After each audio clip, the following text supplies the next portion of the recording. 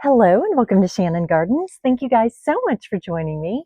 So in this week's video, I wanted to share with you guys a recent addition to my indoor plant collection, and it's sitting right beside me, and it's the beautiful string of hearts. I thought it was quite appropriate, seeing as how we're a few days out from Valentine's Day, to share this string of hearts with you guys and some of the information that I found out about it, as well as some tips for caring and maintaining this wonderfully unique plant. All right, you guys, so with that, let's get to it. This is the beautiful string of hearts, or Ceropegia woodii. The string of trailing succulents includes string of pearls, which I'm showing here, string of turtles, string of arrows, and then the string of tears, just to name a few. The string of hearts is a trailing creeping succulent that has small tubular purple or pink flowers in summer and fall, and darker leaves that are usually variegated with either a cream color on the top or silver, and can be purple, pink, or green on the back of the leaf. So the string of hearts naturally grows in a rocky, mossy terrain and is native to South Africa. Now in today's video, I'm really focusing more on caring and maintaining it as an indoors plant. However, it can also be a plant that you keep outdoors, and I did find that it is marked as hardy in USDA zones 10 through 12. It doesn't really care for the cold, so it's really going to want those warmer temperatures, but that's something that I did want to mention in case you guys are interested in checking into it as far as an outdoor planning for your area. For growing indoors, it's noted to do best in bright indirect sun. Now you don't want it in direct sun because it can burn the leaves, and it really likes warm temperatures anywhere from 60 to 85 degrees Fahrenheit. It's also noted that the brighter the light, the more color variation, the deeper the color that you're going to have in these leaves, as well as the leaves being bigger and thicker. So that's something to keep in mind when you're looking to place your plant, is that it really is going to thrive in that nice bright indirect sun.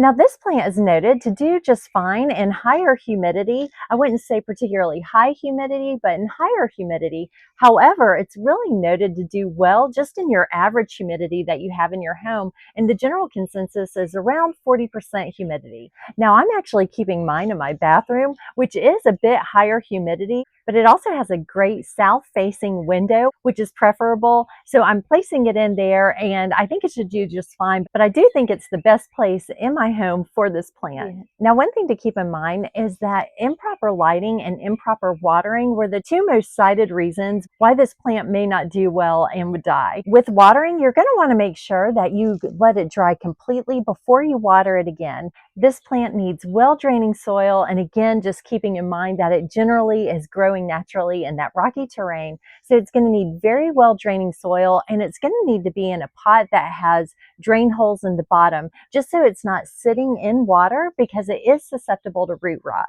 It's recommended to water these less in the winter, maybe about once a month or so, just making sure to check that soil before you do water, and then more so in the summer, again, checking that soil just to make sure that it's dried completely before you're watering again.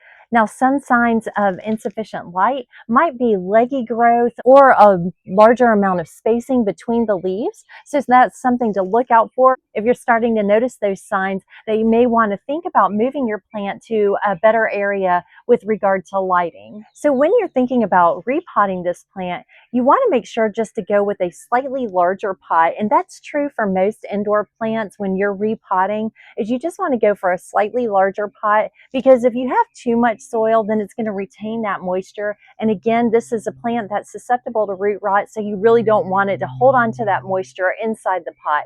So just look for something slightly larger to put it into. I've seen several times where terracotta pots have actually been mentioned for planting the string of hearts, just to help with that ease of evaporation. Again, just providing a better environment for these plants. So that's something to keep in mind. I actually got a terracotta pot myself to plant it in after seeing it recommended just so many times for this plant. It's also recommended to give the plant a few days to kind of get acclimated when you do repot it, and don't water. Maybe just give it a few days before you rewater. Of course, if you do see signs where it's in distress, then I would certainly water it if it looked like it needed water. But overall, the general consensus here is that you don't water the plant right after you plant it, and just give it a few days rest before you do that. So one thing that I did after I brought the plant home and it had a little bit to get acclimated, and then I watered it, I really just went around and felt the leaves and to get an idea of how they feel when they're healthy. And I think that's a good thing to do overall with your plants, is just get a good idea,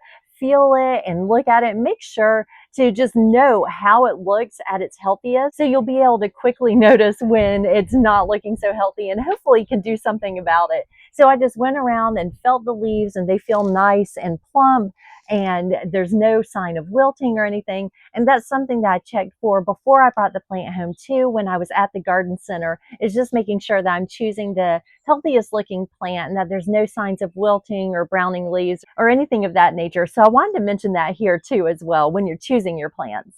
These plants are noted to be okay being a bit root bound, and suggested repotting is more when you can see the roots at the drain holes. Because of that recommendation, coupled with the suggestion to replant later in spring and summer, I'm holding off on planting this directly in the terracotta pot since it's not outgrowing its current pot yet and we're still in winter. When I do replant though, I'll do a video about how I'm going about that. Something to make sure of when you are replanting is that the vines themselves are pretty delicate and they also have fine roots, so you'll want to make sure to be careful when you are replanting. Now, I did want to touch on something that I've definitely noticed, and that's the ability for this plant to tangle. The stems are very delicate and the leaves have a way of wrapping around each other. And so I would recommend, and what I've noticed is that even if I move it once or twice, it will immediately tangle and it takes a little bit of time to disengage them from each other. I really like them untangled, really for aesthetic reasons. I like it flowing down, but also you don't want the leaves to cover one another and block each other from the sun. So my recommendation anyway, or something that I've noticed that you may want to keep in mind, is that it does tangle easily, and I'd probably think twice before moving it unless you absolutely had to.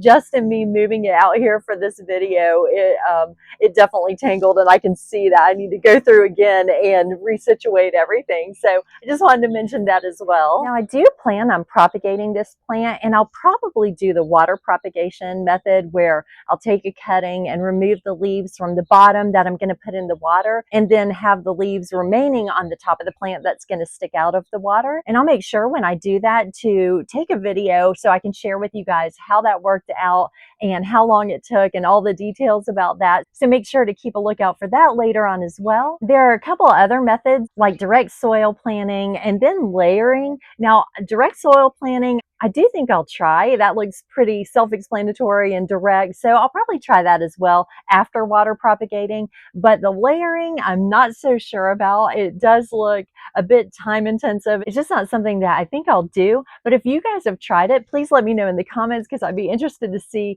what luck you had either with water or direct soil or with the layering. So please let me know in the comments. So while I said that the water propagation looks easiest to me, the direct soil planting definitely would come second, I think, to me as far as ease. And that's actually done by planting a tuber, which I have one growing on one of these vines, and I'll show that to you guys here. I have a little tuber, and that was something that you would just cut off and directly plant in the soil. So like I said, I may try that as well, but we'll see how it goes. I'll try the water propagating first. One other thing I wanted to mention is that when you do cut one of these stems, it actually divides into two. So I just thought that was really neat and something that I wanted to pass along. Now, pruning the plant is recommended during the growing season, which is spring and summer.